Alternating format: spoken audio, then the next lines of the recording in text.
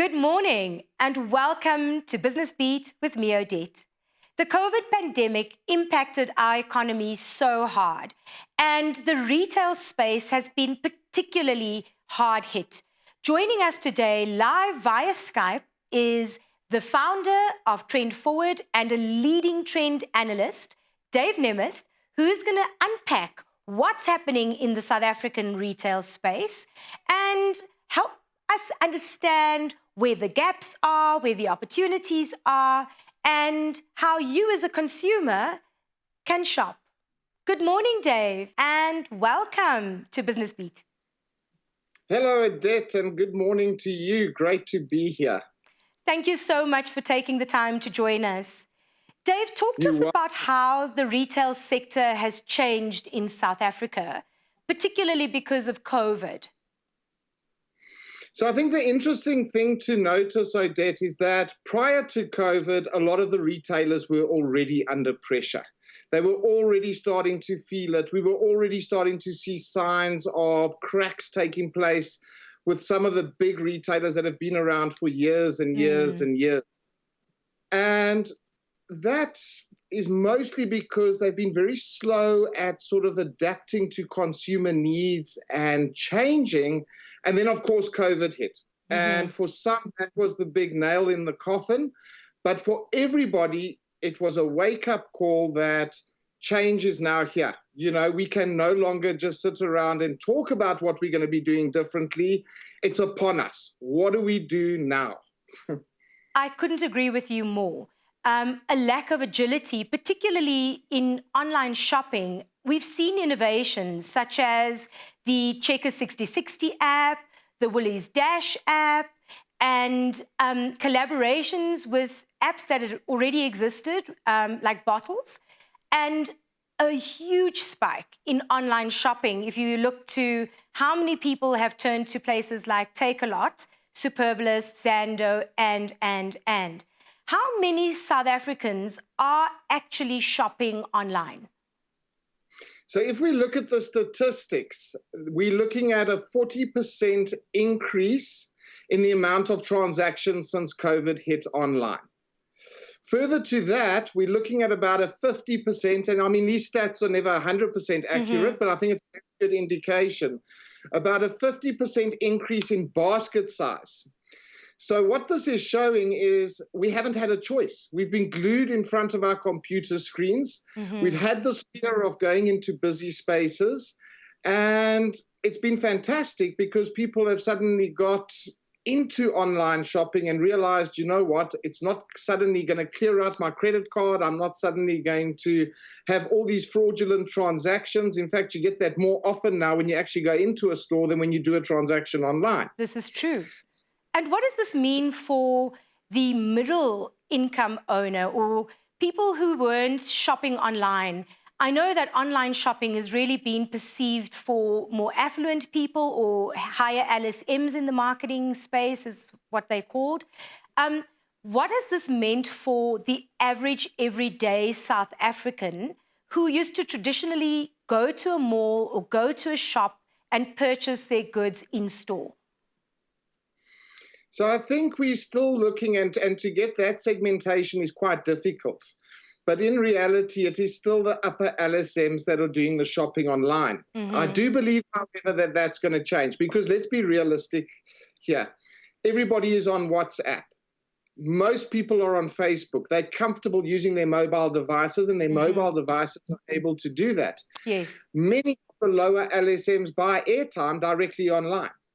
So I don't think all the stores are geared up for all the areas. I mean, there's especially in the lower LSM areas. But I do think that overall, people will adapt and people will use it. You don't see a person anymore walking around without a mobile phone, and most of those are smartphones. What have you seen in terms of Spaza shops and how they're servicing their customers during this time? So we've been saying for years that it's a missed opportunity by the bigger retailers. I think it's going to be very difficult for the owner of a Spaza shop to now suddenly go and have a look at, going online and having those things. It's informal trading. and it will remain informal trading. But what we are seeing, which is quite exciting, which again should have happened 10 years ago, and the ball should have started rolling then, but people have woken up to it now, is we're seeing guys like Mr. Price starting with container stores that they're actually putting up in the locations or in these areas, in the townships, in the informal sectors. And what they're doing is partnering with Spaza shop owners. So it's an empowerment program. The same thing is happening with Pick and Pay, and the same thing is happening with USave. It still seems to be very, very early days, so we're not sure how they're empowering or if they have in mind just to go into those areas, which I think is a total wrong move. I think the idea has to be, let's get our brand out there. It's fantastic now that we can put a little container in with a great offering. It's a little bit more upmarket than a Spaza shop would be. There's security and all those things in place. And now is the time to say, okay, now how do we partner with these guys and how do we empower them at the same time build our brand? So there's certainly things happening with it, which is very, very exciting. Most of the reports, and we became aware of this sort of November 2020. So it's early days. But I think that is how we're going to see that adapt. I think that... I'm sorry to interrupt, Dave. I must say that I vehemently disagree with the fact that big brands are required to come into townships to partner with Spaza shops. The unemployment problem is rife in South Africa, and there is an opportunity to use mobile, such as WhatsApp, for Spaza shops to advertise their goods and for them to mobilize people with bicycles, for example, to make deliveries in the same way that a big brand like 6060 would, using motorbikes. I just think that nobody is looking at the informal retail sector and looking at how people actually transact and then leveraging it to create jobs, to create better sales, which in turn translates into a better economy for everybody in South Africa. I think you've hit the nail on the head. So if you're looking at it at that kind of level, Odette, the biggest problem we have is that there is zero mentorship programs that are actually targeting those kind of guys in the informal areas. And that has been missing. Mm-hmm. So what you have is you've got every big retailer and they've got mentorship programs, sure, so that you can be a buyer or a planner or a store assistant or whatever it is within their brand. That's not proper retail. We really do need mentoring programs that teaches these guys the principles of retail. I agree with you. I'm sorry to interject, but I absolutely agree with you, because this is how I believe the retail sector will expand and grow, and we can tackle a multitude of problems if we look at it from a different perspective. Mentorship and empowerment outside of big brand and big business. It's mentorship and empowerment that is needed to grow local small business owners so that they too can participate in the economy. 100%. And I mean, that would go down to principles. They would just trade better, you know, how to buy your stock so that you don't have wastage and all these kind of principles. And before you know it, yeah, I mean, that is what is needed without a doubt. And there's just nothing like it. So hopefully one of the big banks or somebody out there is listening and puts together, because we have great retail minds in this country.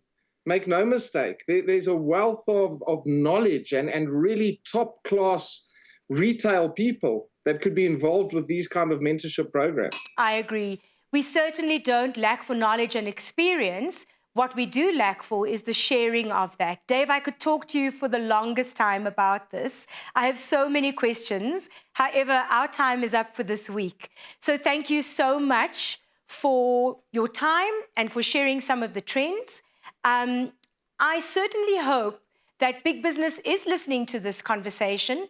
And for a big brand out there, this may very well be your opportunity to do more than just CSI work by providing mentorship that serves your own brand. This could be the big opportunity that the retail sector needs to contribute something substantial to the South African economy, to build entrepreneurs, and to tackle the job and unemployment problem. Until next week.